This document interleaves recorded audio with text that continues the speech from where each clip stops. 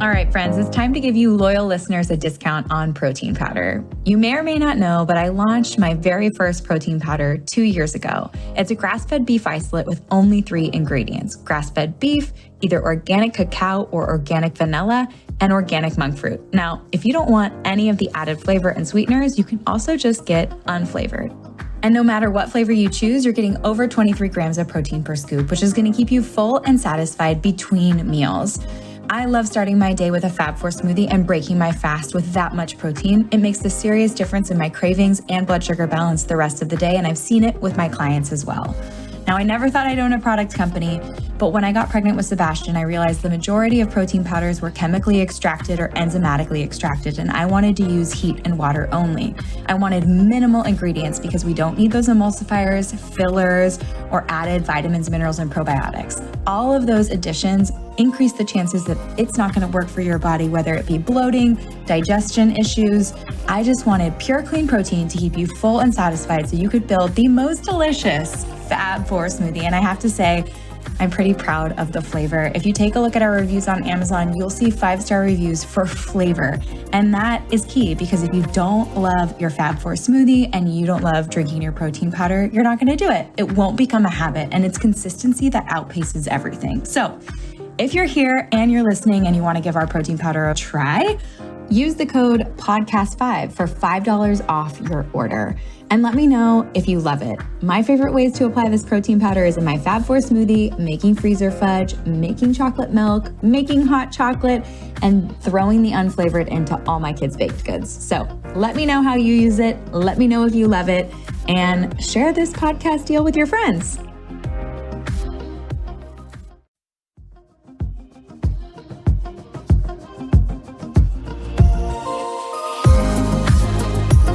Welcome back to the show. Before we get started, I just want to take a quick moment to make an announcement. My journal, A Body Love Journal, 12 Weeks to Practice Positivity, Create Momentum, and Build Your Healthy Lifestyle, is up for pre-order, and it will ship December 29th, just before the new year. This project is a passion project created out of a decade of practice with my clients.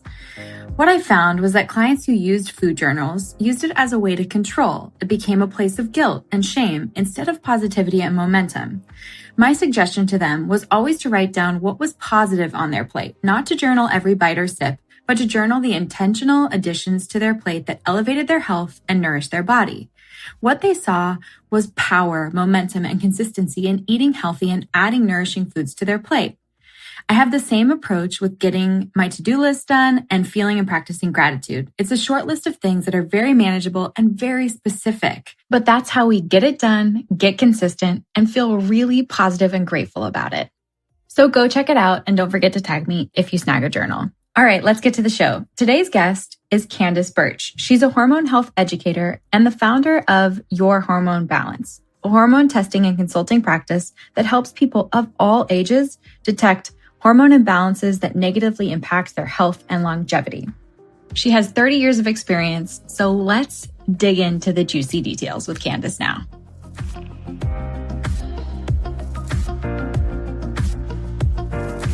So, when someone says hormone imbalance, I know people can think a number of different things, but what are some signs and symptoms of a hormone imbalance, and what hormones are we talking about? This is one of the most important things, I think, if your listeners take anything away, it is to be aware of the signs and symptoms of hormone imbalance. And generally, they're those very things that plague you during your menstrual cycle. And some of them are, things that you wouldn't have thought of. But I'd say the hallmark symptoms are heavy, painful periods. I remember when I was in college and we would all go off to the frat parties on Friday, and there were a few gals that stayed in the dorms curled up in a fetal ball because they were having their period. And it was always expected that it would be the most terrible experience, and they'd be out of commission for days, or, had to leave work or had to leave courses in school. And it just, we all took it as normal. Oh, Patty's having, her period. But that is numero uno, not something to be accepted as, oh, my mom had heavy periods, my grandmother had heavy periods. Heavy painful periods are a hallmark sign of estrogen dominance, which is one of the most common signs of hormone imbalance, which really, to define a hormone imbalance, it is that our hormones should be in a certain kind of synchrony.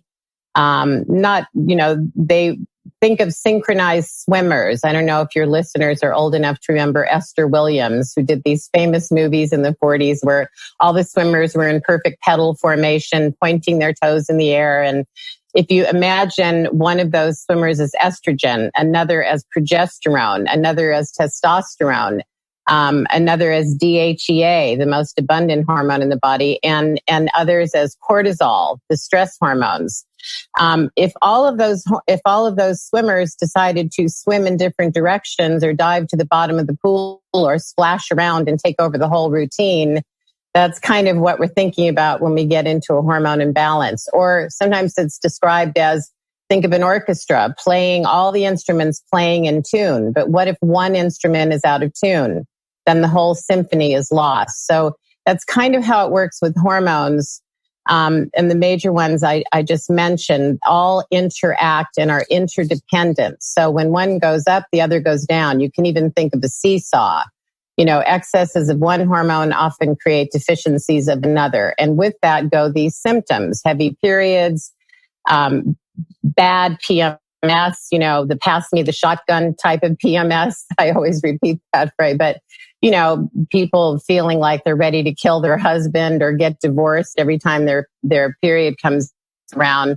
Migraine headaches. The woman that actually put the term PMS on the medical map was a physician in England back in the 50s who had suffered with migraines since she was an adolescent and found that when she was pregnant, she didn't have any migraines.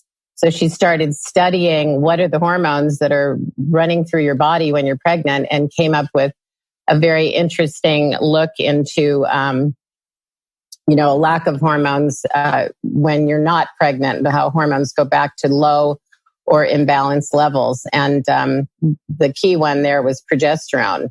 Also, PMS is major. Also gaining weight, bloating, water retention, not being able to lose weight, and just feeling tearful and out of sorts and irritable, and with all the people you love best in all the world.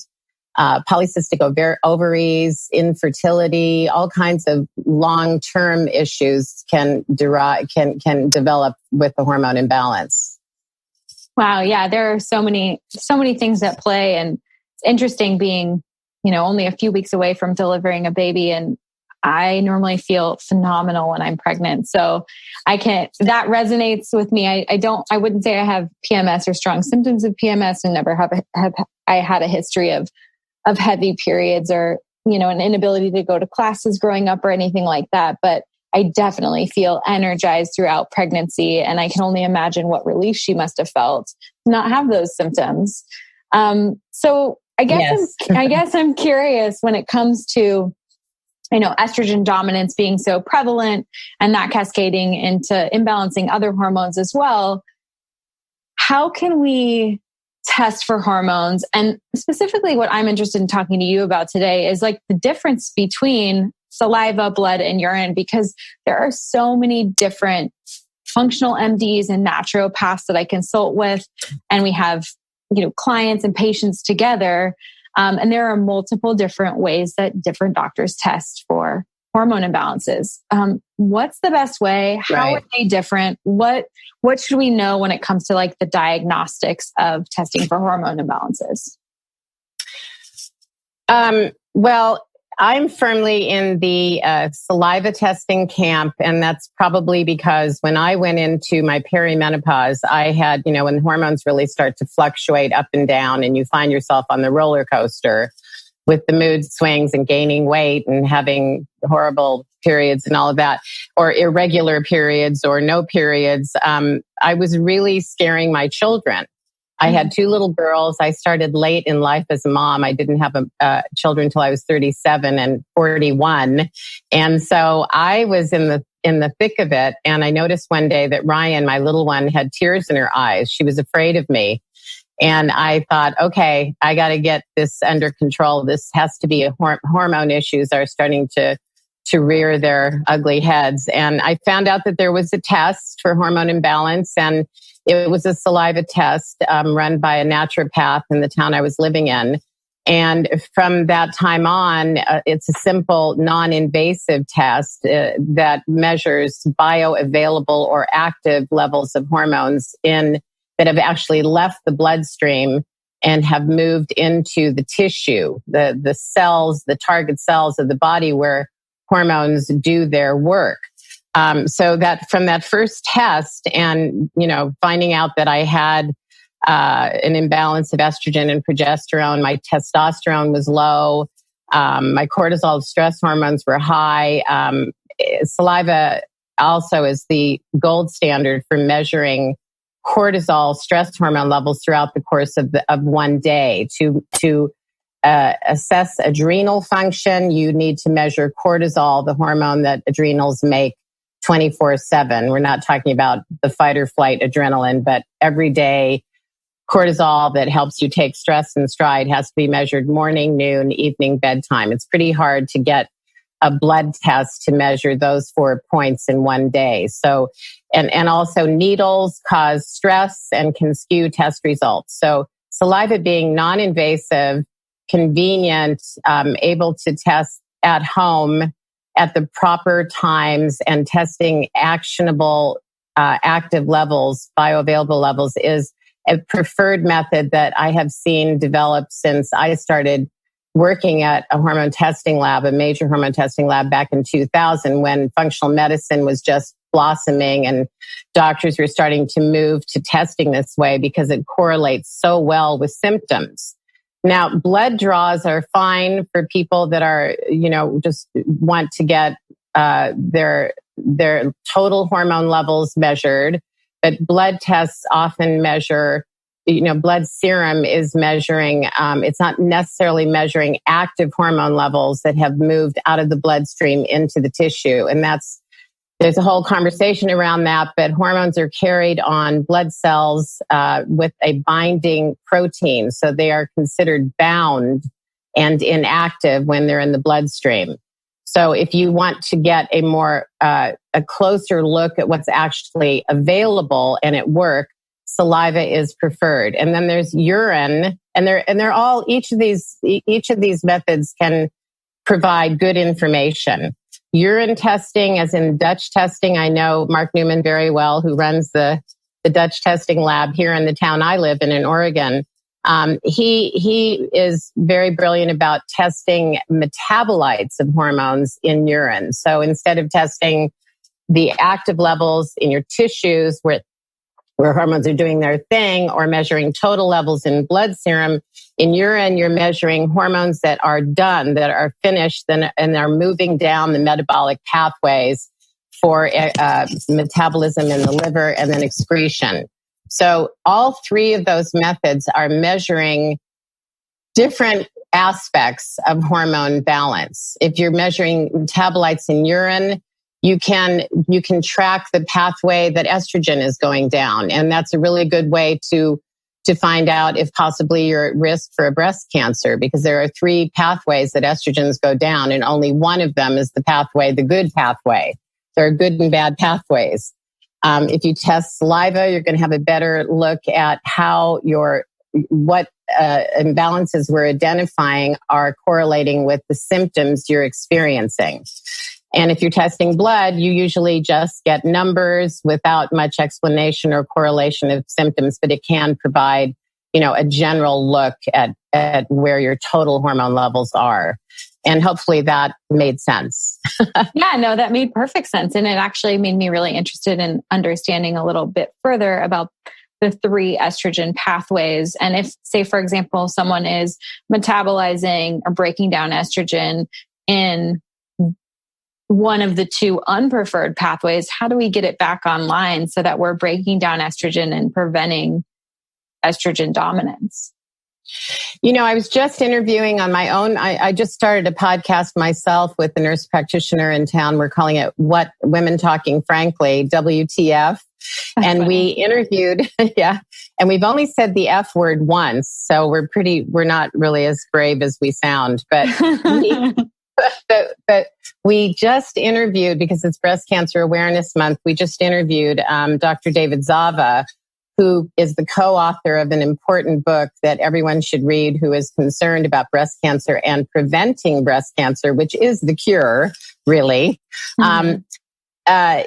He wrote with Dr. John R. Lee, who really put bioidentical hormones and natural hormones on the map. He wrote the book, What Your Doctor May Not Tell You About Breast Cancer, How Hormone Balance Can Help Save Your Life. And he was making the point in the interview that it isn't as much about how much estrogen you have in your system, although you don't want to have a lot of estrogen, because you don't want to have too much, let's put it that way. You don't want to be dominant, because estrogen is a very potent growth hormone. Mm-hmm. It grows tissue. And when we have too much estrogen relative to progesterone, its balancing partner, that's when we start to have heavy periods, because that endometrial lining starts to thicken. That's what estrogen is doing. In the absence of progesterone, it keeps thickening it in between cycles. You know, that's when we see fibroids and cysts and endometriosis and breast cancers down the road. A good over 90% are linked to high estrogen. But as he was making the point, it's also just as much where that estrogen goes in the body. Does it go down the 2, 4, or 16 metabolic pathway? These are this gets into biochemistry, and I'm not a biochemist, but I can tell you that the 2 pathway is the good pathway, and we do want to steer our estrogens down that pathway. And the way we do that is what's just as important to that, to estrogens going the right way and preventing estrogen dominance, is that we sleep at night the right amount of time in a dark room, that we manage our stress, which sounds simpler than, it is not as simple as it sounds, and we can talk about that. But that we reduce inflammatory activity. So that means reducing stress and cortisol stress hormones. That means eating anti-inflammatory foods, omega-3s, getting plenty of fiber. Your famous Fab4, the fats, fiber, protein, and greens are so important to prevent a Mediterranean sort of diet, to preventing inflammation, because it's the inflammation that steers estrogen down the wrong pathways and creates estrogen dominance. That's one of the reasons we talk about eating cruciferous vegetables like crazy. If you can eat, add them to every salad and your smoothies, because cruciferous vegetables have within them a compound called dindolylmethane, or DIM, which actually helps to promote estrogen down that good pathway. So it actually helps to remove excess estrogens from the system, even accumulated estrogens that have come from what we call endocrine disruptors, or xenoestrogens, those man-made chemicals in the environment that are so foreign to our bodies, but that act like estrogens and increase our estrogen burden. So eating an anti-inflammatory diet, getting loads of, Brussels sprouts and broccoli and cauliflower, taking DIM. If I see a test result where someone's estrogen level is really high, I definitely will suggest that they actually supplement with DIM because it's hard to eat 2 pounds of Brussels sprouts every day. Yeah. Basically it comes down to, leading that life that is apart from the excesses in processed foods, making sure that you're not going, when you go into the grocery store and you get that good protein, if you're still eating meat and dairy, it needs to be organic and hormone free. Because, the cattle and milk and dairy industry shoot their cattle up with artificial hormones, basically estrogens, because estrogens grow things, right? So they want to grow their cattle fat faster. that makes us fat faster and also increases our estrogen burden. Those chemical estrogens get into the cells. And unlike a natural occurring hormone that opens the door to a cell, they always use the analogy a hormone is like a key and the cell is like the lock on the door, and the hormone opens the door and goes in and starts flipping all the master switches. Unlike that lovely scenario, a xenohormone or a chemical hormone that mimics estrogen won't open the door nicely with the key. It'll kick the door open and then just kind of overstimulate the cell. It's kind of like that visitor that comes and stays on your couch and won't leave. How do you get rid of them? You have made me curious about a few different things. One, I want to talk about the hormone levels we should be seeing and looking for on our diagnostic testing. If we're using saliva, what estrogen, progesterone, testosterone, and cortisol numbers should we look for? And then let's jump back into the ways that we can kind of break down these xenohormones, xenoestrogens, and where we might find those to try and avoid them. Right. Well, I'm just looking at a test result today. This woman had, she's 41 years old. So she's going into, this is when perimenopause starts, late 30s, 40s, depending on how much stress we have in our lives. That can complicate the matter and, catapult us into shifting roller coaster hormones sooner. So this woman has a higher estradiol level. We're measuring estradiol, which is the most potent of the three estrogens. Her level is 7.4, and the healthy range is 1.1 to 7.8. So she has, and this is in a saliva test. So she has, that's nanograms per milliliter. She has a high estrogen. Her progesterone is down around 99, which is the very low end of the normal range in a healthy woman. And her, she of course is moving into perimenopause. So her hormones are fluctuating. But the big measurement that is really important with this testing that we do is called the PGE2 ratio. And that is looking at the proportion of progesterone, that benign balancing hormone, which is also, by the way, the pregnancy hormone, hugely important for a successful, happy pregnancy. Progesterone produced upon ovulation stops the growth activity of estrogen in the luteal phase. That second half of the phase when we ovulate is when we make progesterone.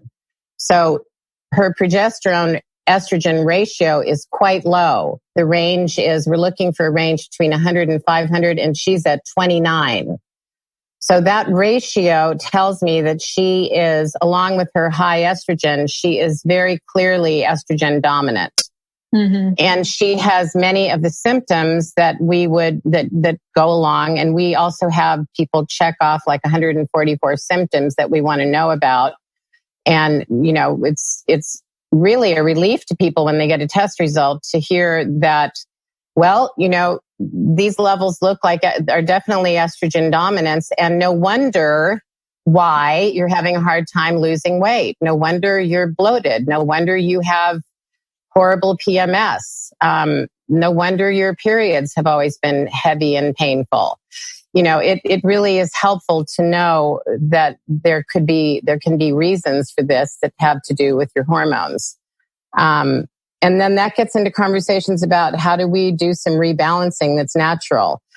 But to just get through the test, her testosterone was quite low.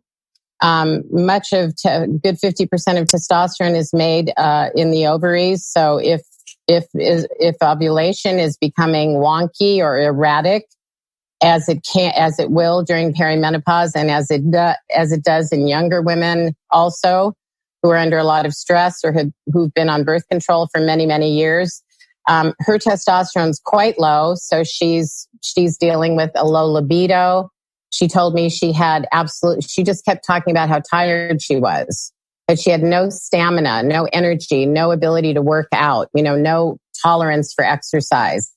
Testosterone is one of those hormones that builds bone, it builds muscle, it builds your drive, it's your zest for life. It's even your mental sharpness. So when it's low, people have brain fog.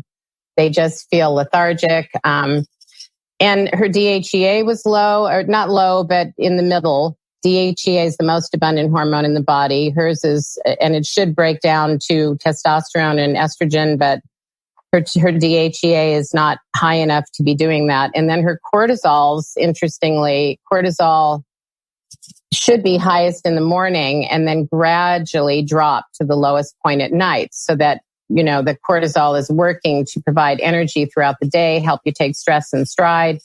Her level is good in the morning, except when I asked her how she felt in the morning, is she feeling rested? Is she ready for her day? Is she pumped and ready to go? She said, oh my God, no.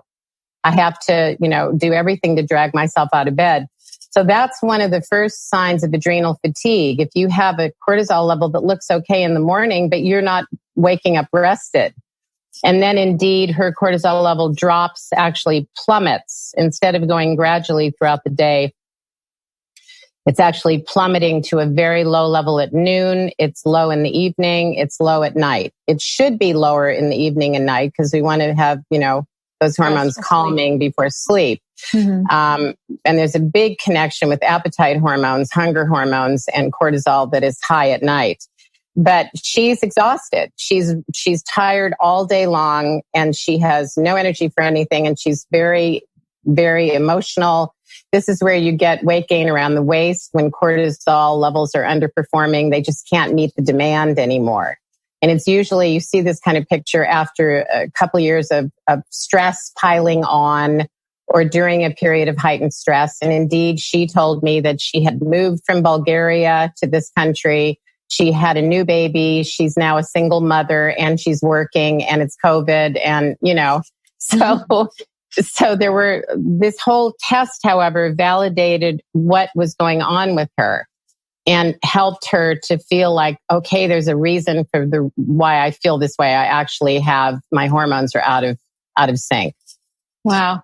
So when you have a client that you're working with and you get these test results back and you confirm estrogen dominance and you confirm that you're potentially dealing with some adrenal fatigue and all of the symptoms are lining up, she feels relief, obviously. And I've seen this with a number of functional MDs that I've worked with, because it can just be, you just don't feel crazy anymore. You're like, okay, here we go. Now I have an idea of what's going on. Yeah. How do we start?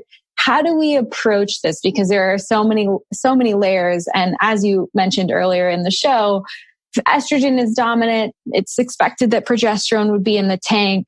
How do we start to naturally rebalance so that if someone has weight gain or, symptoms where they're just like their libido and their energy and their, all of that's in the tank, how do we start to, like I said, rebalance so we get the weight gain and the energy back and that consistent energy and really support that cortisol curve too? And where do you start?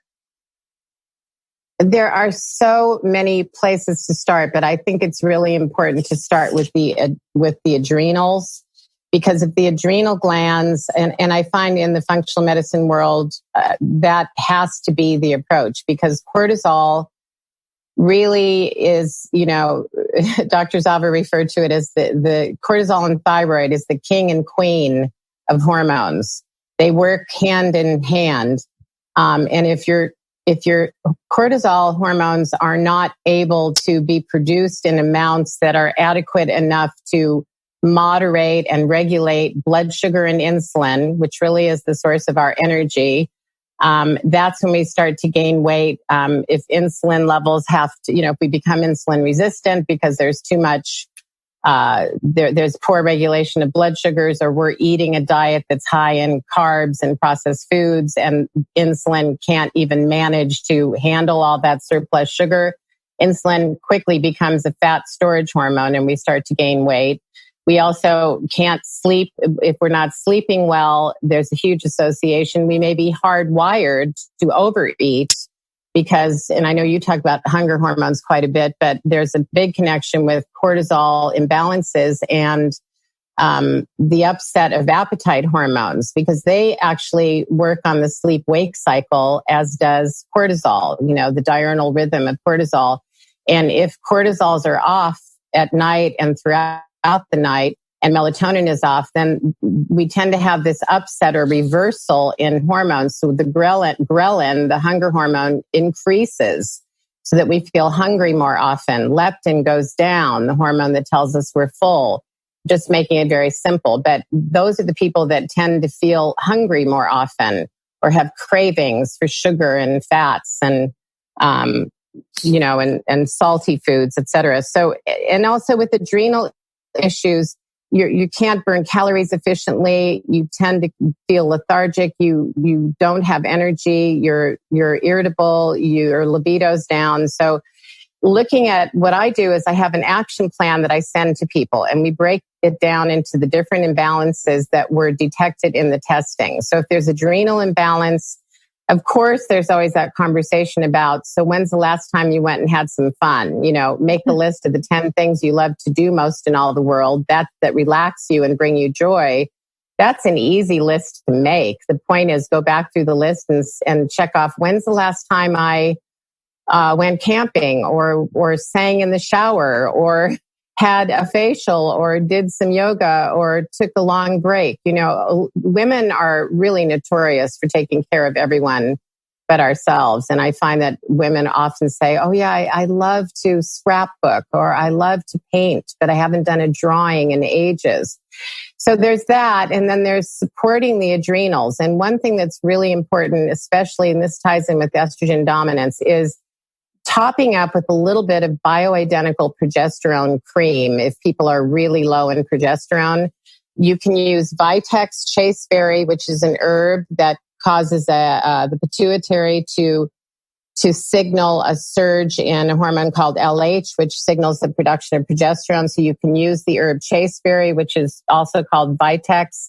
That can help increase progesterone, or you can use a cream, a bioidentical plant-based cream that is a far cry from synthetics. It's nothing to do with synthetics.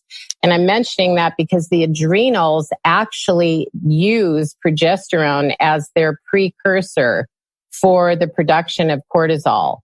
So all of these hormones break down to produce the raw substance, the material from which other hormones are made. And as it happens, progesterone being in adequate amounts is key to adrenal function. And then that relates back to, okay, so if your adrenals are down and you're estrogen dominant, those two imbalances kind of viciously work off of each other. And it's all about this low progesterone. That's where you want to look at foods that increase progesterone, where you're eating foods that are rich in vitamin B, nutritional yeast and dark leafy greens and wheat germ, and I'm sure you could list many more, but there are good foods to eat. The fats are absolutely crucial. So these are the things. It's a combination. It's never just one thing. It's finding ways to de-stress. It's finding ways to breathe deep, to get out in nature, to get some B vitamins in you and some foods that are rich in B vitamins, because they are so important for adrenal function. The adrenals really need B vitamins to function. And then there's also adaptogenic herbs, which I'm sure you talk about quite a bit, Kelly, but things like dong quai and ashwagandha and eleuthero and reishi mushrooms. And I'm sure people have heard of ginseng, these herbs that have been studied on astronauts and Olympian athletes that have been shown to actually nourish and strengthen adrenal function. And I would say and I do suggest some tinctures that are blends of adaptogens, because there are so many adaptogens. It's hard to take them all in one. You can take a capsule, but some people get tired of taking capsules, and absorption is great with tinctures. So it kind of goes like that. I have this action plan that goes through all the different imbalances and says, here are the herbs, here are the supplements.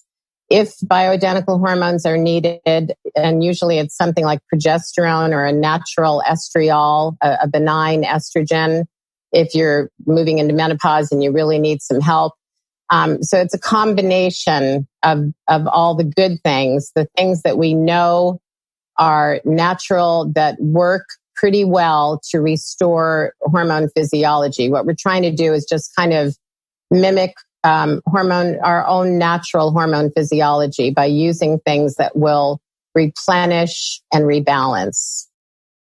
And you touched on synthetic hormones. I'd love for you to explain further the difference between the natural versus synthetic hormone therapy options, and what are the associated side effects with those?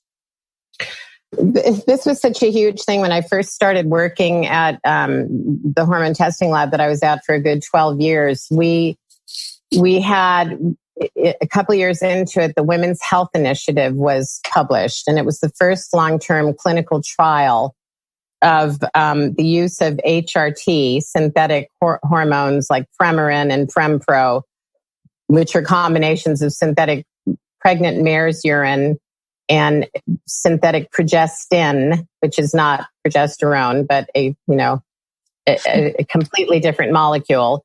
And that combination was found in the Women's Health Initiative to actually be increasing rates of breast cancer, heart attack.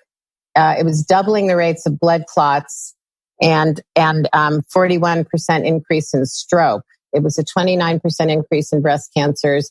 Significant increases such that the study had to be halted, citing greater risk than benefit.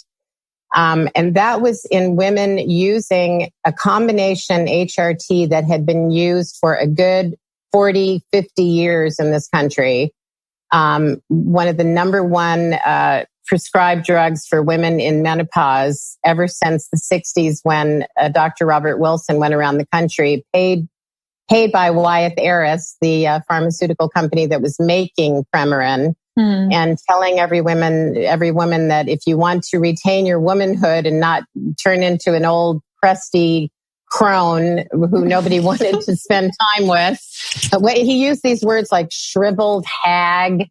And, if you didn't want to become a neuter, a mutant, or it was just, and he was paid by this pharmaceutical company. He wrote a book called Feminine Forever, and millions of women started using this Premarin. Then there was a big shock because millions of women saw that uterine cancer rates skyrocketed. So that's when because of course estrogen grows that uterine lining. So that's when they added in a synthetic progestin. And it wasn't until 2003 that we finally had a long-term study. Was this stuff helping us, or was it really preventing breast cancer and heart disease? And what the study found was, it wasn't really preventing it. It was actually causing it. Wow. And there have been other iterations of the Women's Health Initiative, and different people have different views about it. But nevertheless, it stands a wake-up call that synthetic hormones can be very potent. They are usually prescribed one size fits all. So you, me, my mother, our aunt, the lady down the street, the woman in the grocery store, we're all put on the same hormones. How can that be? So when that study came out, it was major headlines everywhere. And that's when people started becoming aware of the fact that there are safer alternatives to synthetic hormones, and they're called bioidenticals. And they've been used by European women for decades.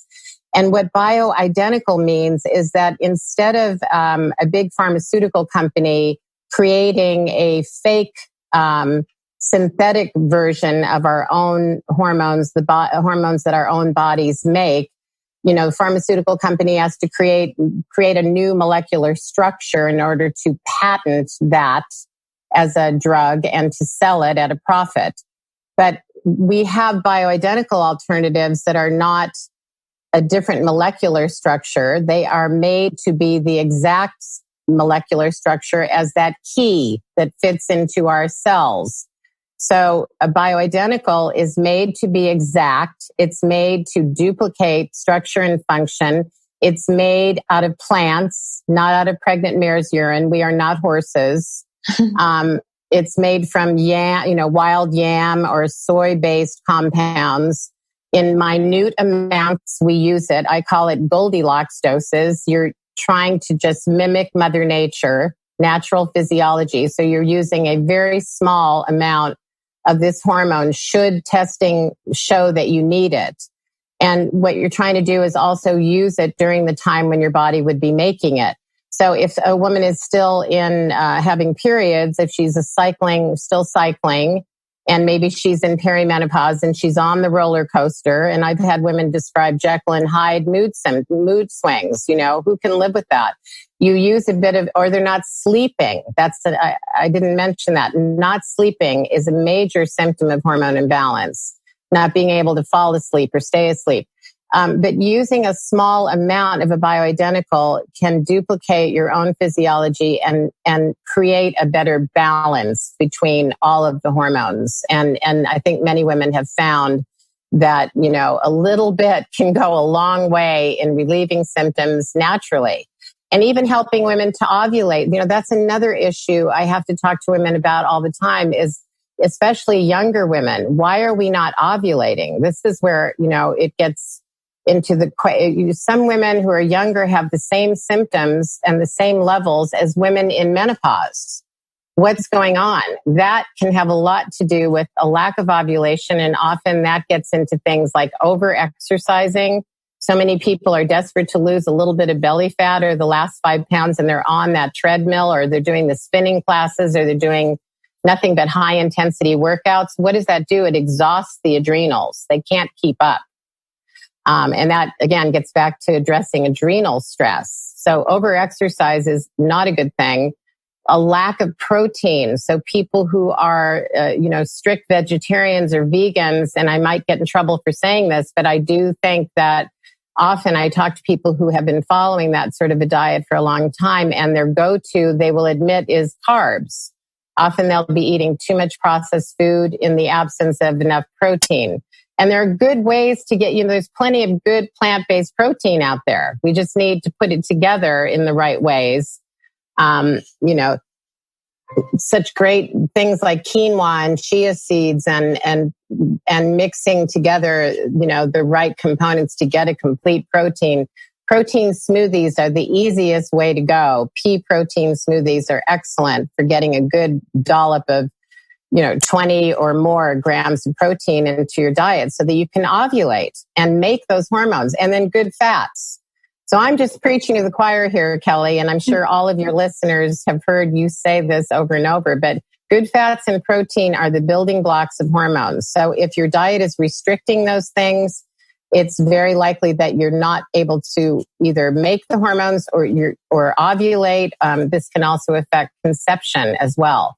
So I'm all over the place here, but hopefully I love it. You are preaching to the choir, and it's making me, it's fun for me to be able to have those light bulb moments and those aha moments when I'm talking to people like you who specialize in specific areas. Cause I think about I specifically think about that lack of progesterone for people. And I think about, what you just said, how B vitamins are so, so important. And B vitamins are so heavily present in certain types of animal proteins that make it easy to absorb and have those B vitamins be bioavailable. And then knowing that B vitamins are synthesized in the gut, and we have make them even more prevalent to our body, or available to our body. And we look at gut breakdown, and we look at when someone says it's black and white and it's calorie counting or it's macros, and I look at it and I go, oh my gosh, there's a way bigger picture here.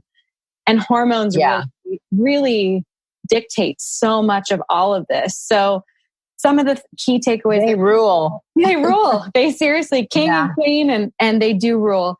And when things that sort of stood out for me that you were saying was really just looking for that low progesterone levels based on the fact that it's having such an effect on our adrenals.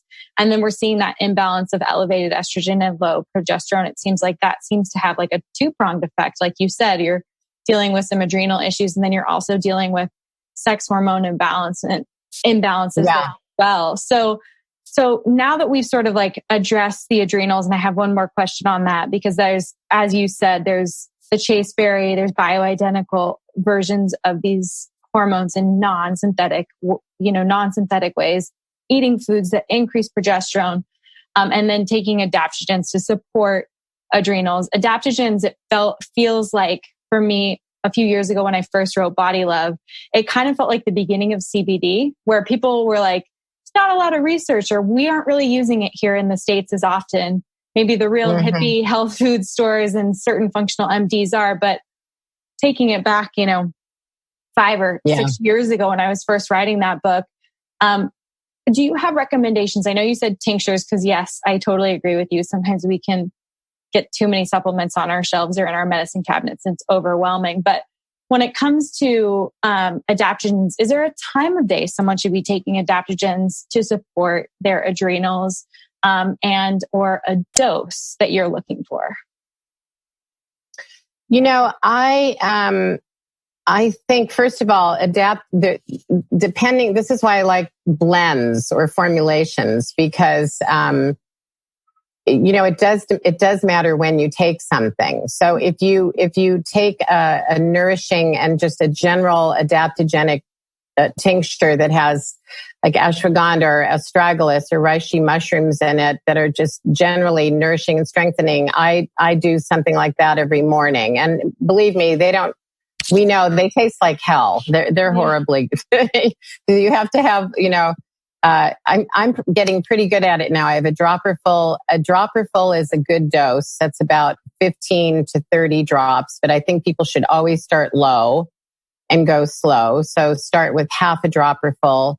I put water. I just take a big gulp of water, hold it in my mouth, squirt that dropper full in, and then swallow it and quickly eat some blueberries rich in antioxidants. Or you can put the dropper in a little bit of water, chug it, and then drink something to clear the taste.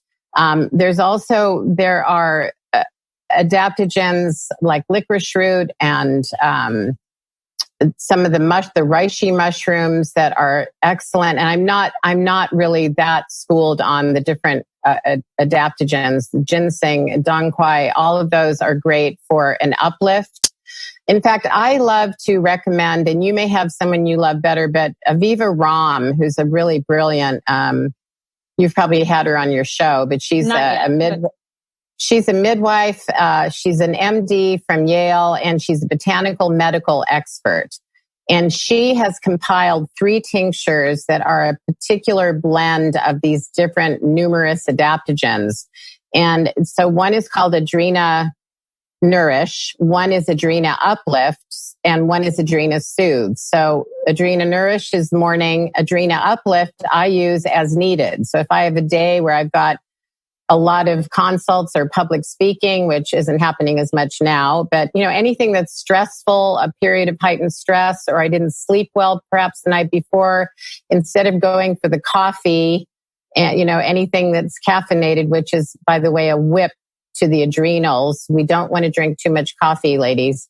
But instead of going for the coffee and the sweets to keep me going, as so many people often do, the quick hit of sugar, which is the worst thing to do, I'll have her Adrena Uplift, which is a perfect blend of certain adaptogens, which give me a boost. And then I'll also have a protein snack, an apple with peanut, some kind of nut butter, cashew butter, etc. I'll have a smoothie. And then at night, I think for people that have problems sleeping, for people who are anxious, her Adrena Soothe is a blend of soothing adaptogens that cause you to help you to relax and to be able to, get sleepy and calm and fall asleep.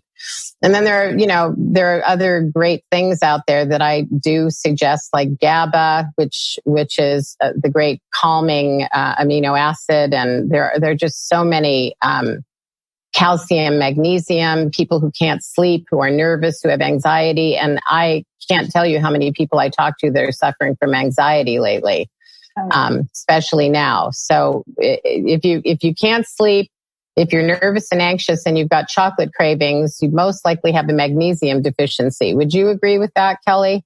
Yeah. And you know what? One of my favorite magnesiums is a co-branded Thorne product with Mind Body Green, and they did a GABA magnesium blend. Oh, nice. That is like one of my go-tos when someone's having sleep issues and feeling anxious. And especially, it's just like a non-melatonin version of a sleep aid. And it's been great for so many of my clients, but I'll make sure that I get Aviva's. I just saw them on her site. I'll make sure we get those tinctures up in the show notes so that people can give those a try, because I think that's kind of the barrier to entry. I mean, I love Four Sigmatics, Rishi coffees and things like their little elixirs and things like that. But it is about getting in the habit and making the habit easy. And I feel like exactly what you're saying, like if it's 8 pills versus like a little bit of water in your mouth and a squeeze of a dropper, it's a lot easier to get it down quickly and then move on to breakfast. You brought up a couple of good points, which I think are really interesting. You brought up the caffeine point, and there was just a study that came out that showed that people who had caffeine on its own first thing in the morning and breakfast after had poor and worse blood sugar control the entire rest of the day versus just that first meal after coffee, which is so interesting, but it makes perfect sense. It's just that effect that it can have on wrecking your adrenals and having your liver giving up some of that stored glucose to kind of get you ready to run from a bear or a lion. And we don't need that right now. No. We're go ahead. I was going to say we're just living from the neck. We experience stress from the neck up, don't we? Definitely. It's all in our. We're not really running from anything, but it's all in our mind. So we can't sleep, we can't focus, we can't concentrate. But a lot of this does come down to these different unidentified, or what I call hidden imbalances that are so thwarting our best efforts. Because I'm really impressed with the effort people are putting into eating clean, to, trying to get in a good balanced exercise regimen. I do find that some people are not as, they're not as aware that it's important to balance the exercise, the high intensity with low intensity, like swimming or walking or stretching or yoga, just to get a balance in there. And I'm sometimes also surprised with people not knowing about the chemicals that are in our food, the chemicals that are in our cleaning products, the chemicals that are in our cosmetics. Evidently, women, there was a study out of the UK, we're absorbing 5 pounds of chemicals out of the makeup we use every year.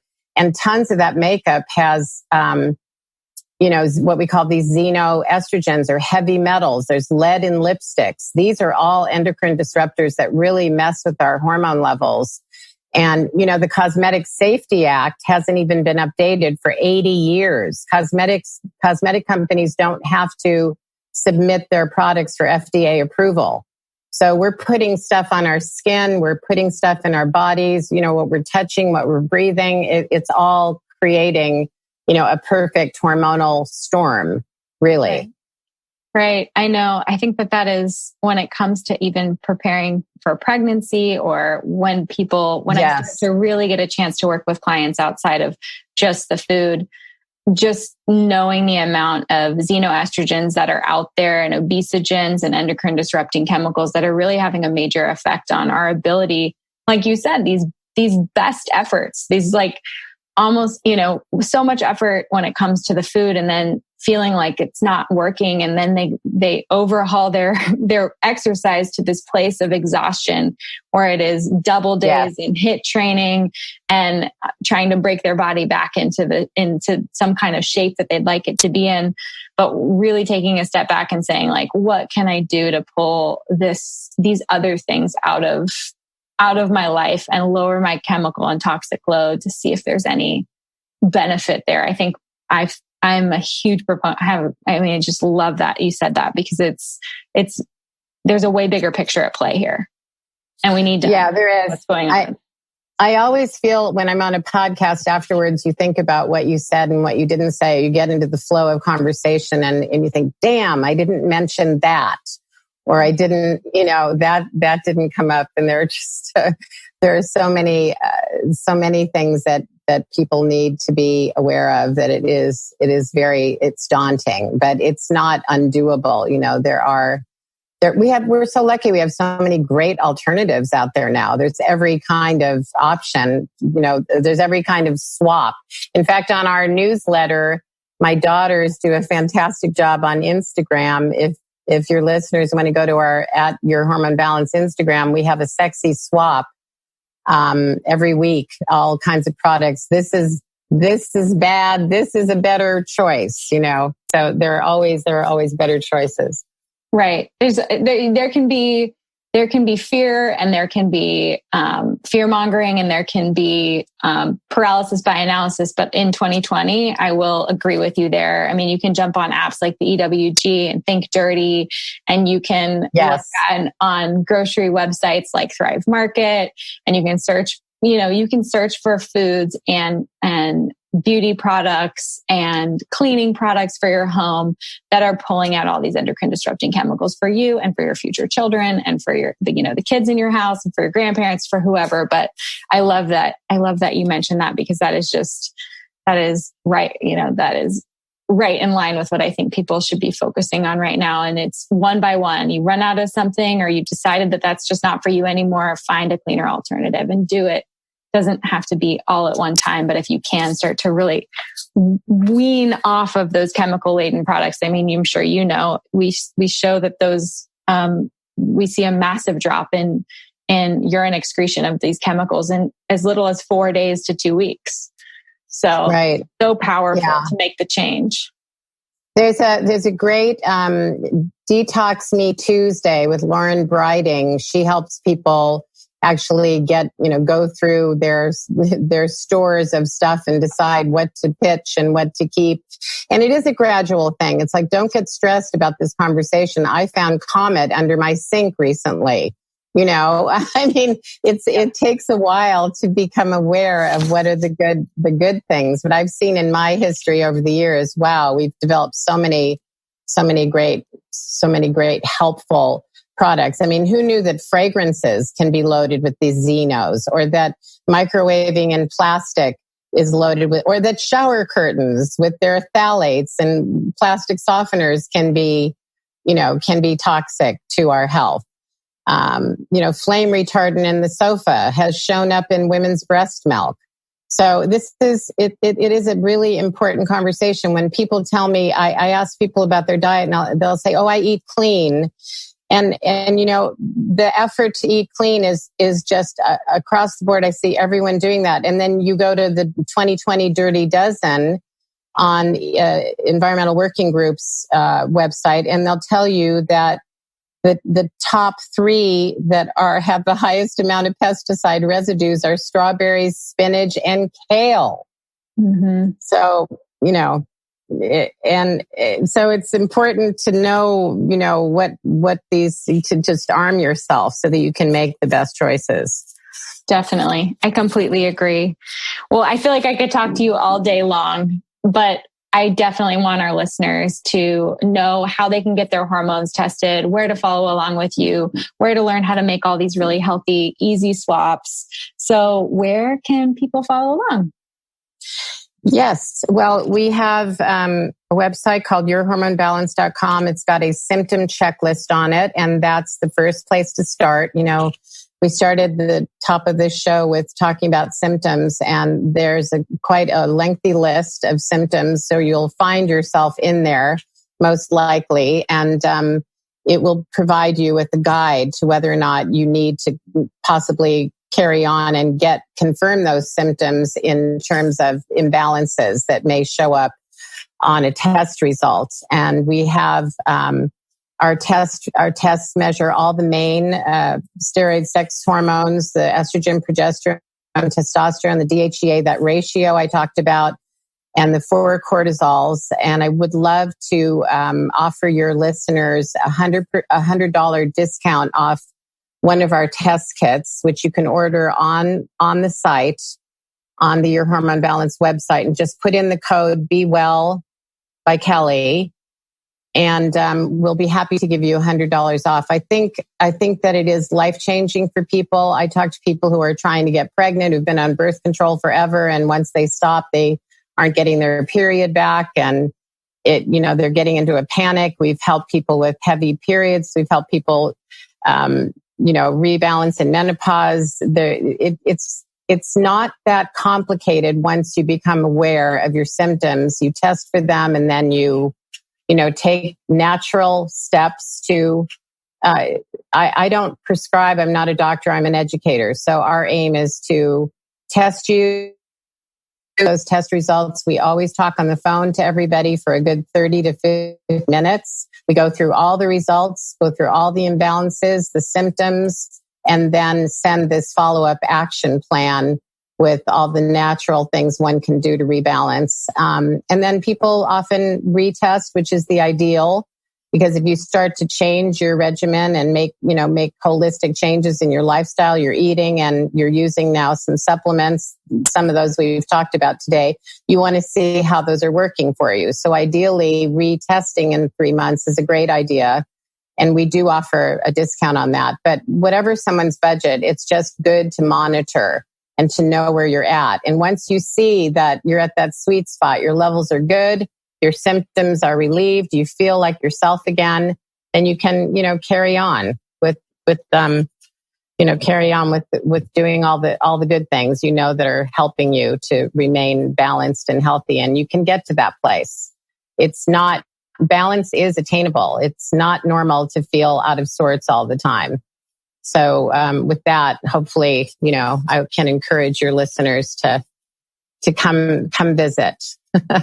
Definitely. And what I love that you're offering, because, a lot of people have their regular primary care physician. They don't have access to functional MDs or to naturopaths, or maybe they can't afford those type of things, or they'll see those people one time and then never do that 3-month follow-up and never understand how things are fluctuating and if they're fixing those imbalances that they identified at their first appointment. Yes. Or that with that first test. And it's such a great tool to know that you can take your health into your own hands, and it doesn't have to be a prescription. And then you can, take on these action steps and really start to see the changes in your own life. So I love that so much. And I'm so glad that our listeners are getting a chance to know or have a resource like you to check in on themselves and check their hormone levels and follow up and make some real changes in their life. So thank you, Candace, so much for being on the show. It was an absolute pleasure. And I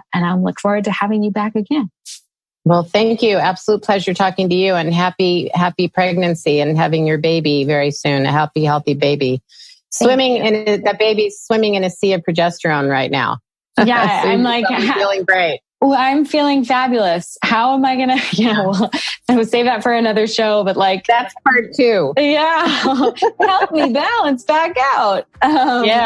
That's another conversation. Right. Wonderful. Well, thank you again. And we will talk soon. All righty. Bye, Kelly. Bye. Thank you for listening to Be Well by Kelly. Please subscribe to the show on Apple Podcasts, Spotify, or wherever you listen to podcasts.